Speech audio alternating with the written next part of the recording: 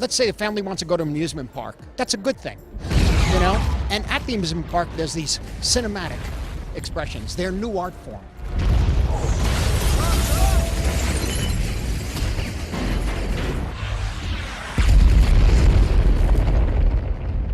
It's something different from films that are shown normally in theaters. Open the pod bay doors, Hal. I'm sorry, Dave. I'm afraid I can't do that. That's all. Thank you to Mubi for sponsoring this video.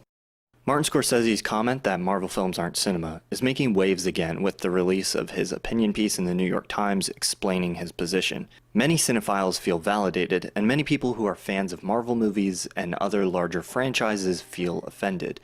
Most of the offense, I think, comes from a misinterpretation of his statements as derogatory. But Scorsese gives Marvel films a lot of credit. I say again, their own new art form. He acknowledges the talent that goes into creating them and that his disinterest in them is largely a matter of personal taste. He doesn't deride or insult anyone who enjoys or makes these movies. What he is saying is that these big-budget franchise films are different from the kinds of films that made him fall in love with movies, or what he calls cinema, an art form that he played a role in legitimizing and creating. His concern is not that Marvel movies exist, it's not that people like them, it's that this new type of film is crowding out the type of film that he loves. We don't really have established terms to distinguish between these two types of films, so the way he's chosen to label the difference is by calling the side of film he loves cinema and saying that franchise films aren't cinema, and a lot of people seem to be offended by this. I love long-form TV. I think it's a powerful art form that is often underrated compared to cinema.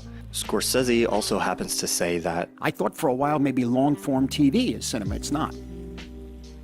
It simply isn't. You know, it's a different viewing experience. You could look at 3 episodes, 2, 4, 10. But that doesn't offend me because he isn't saying long-form TV isn't valuable, he's just saying it's a different thing. You might disagree with him and think that the cinema label isn't the right way to make that distinction between franchise films and the films Scorsese loves. But there is a difference. One he expresses in the New York Times piece, and one I can show you.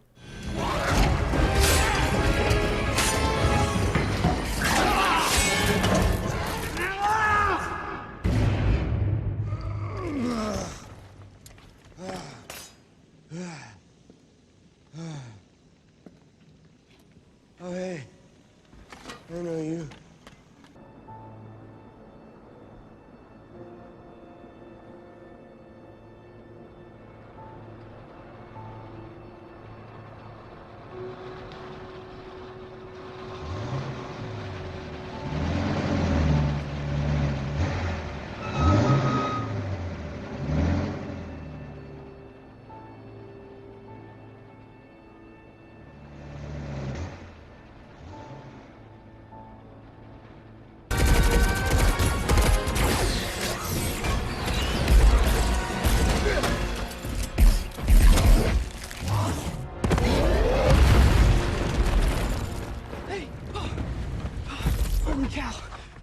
What's been going on?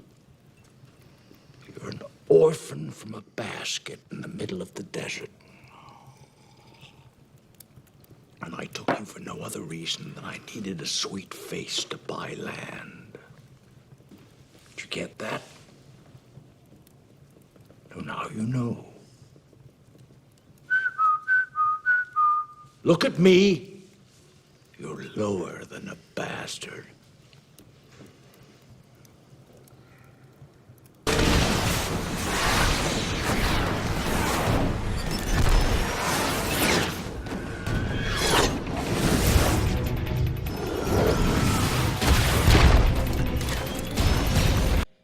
It's a book I deeply love, but I'm reading it slowly now.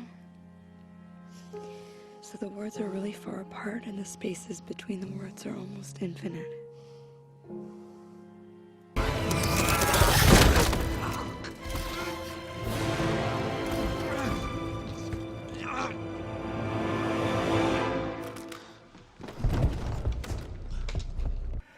Les cold As a stone lay cold as a stone.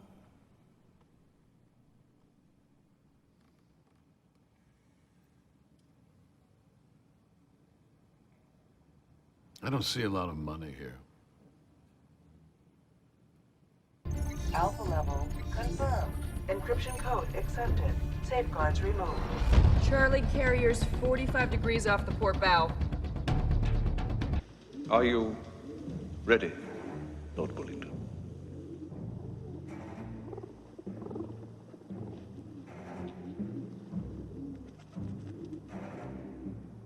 Is your pistol cocked, Mr. Linden? Yes.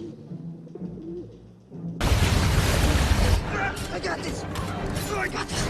Okay, I don't got this! Again, the point here is not that one is better than the other, but that there is a distinction between the two. The core of this difference rests in the themes that these two types of films explore and the way they do it. Marvel films do explore emotional themes, but those are often the filler moments between the climactic battles, exciting fights, and character introductions.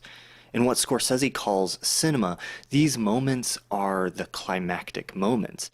They are the ride that the movie has to offer. What happened in the end? In the end, they shot him. So it all went to me.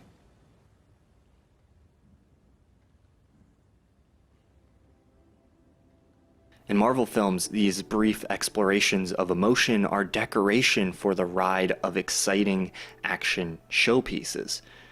If you can't see the difference, we'll have to agree to disagree, but I'd encourage you to expand your film palette and maybe explore more of what cinema has to offer outside of franchise movies. The Marvel films do occasionally go to some interesting places, and I'm not denying they hit some emotional beats very effectively, but in my opinion, the entire last decade of the MCU altogether has as much revelation and emotional risk as some individual movies from the last decade. But why does the difference matter, and why make the distinction at all? Well, Martin's point, ultimately, is that as this new thing, as these theme park films gain more and more popularity, they take up space in theaters. There's a finite amount of screens and showtimes in theaters, and the more space is taken up by larger franchise experiences, the less room there is for the cinema that Scorsese loves dearly. Great artistic films aren't going to stop existing. A lot of quality cinema is still being made, but those films are increasingly getting pushed onto online platforms, and the opportunities to see those kinds of movies in a communal atmosphere at a theater is diminishing. Many will have to see Scorsese's latest film, The Irishman, at home on Netflix instead of in theaters because of the more limited showings.